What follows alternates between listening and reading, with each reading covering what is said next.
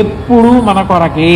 ఆ ఇంట్లో ఉన్న యజమాని, భార్య, పిల్లలు వాళ్ళు మాత్రమే తింటారు అంటే తప్పు అని అనలేం. కానీ ఏదో దోషం. ఎవరో రావాలి ఇంటికి, అతిథి వస్తూ ఉండాలి, అతిథి తినాలి, సంతోషించాలి, కాళ్ళు కడుక్కోవాలి. అప్పుడు కదూ ఆ గృహస్థాశ్రమానికి ఓ ధన్యత.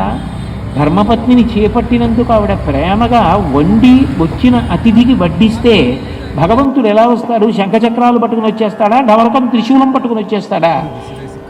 అతిథి దేవో భవ, అతిథి రూపంలోనే వస్తాడు. వచ్చి ఆయన తిన్నదేదో అది పరమేశ్వరుడికి చెల్లింది. పరమేశ్వరుడు తృప్తి పొందిన తర్వాత అదే నిన్ను ఆపదల నుండి గట్టెక్కిస్తుంది.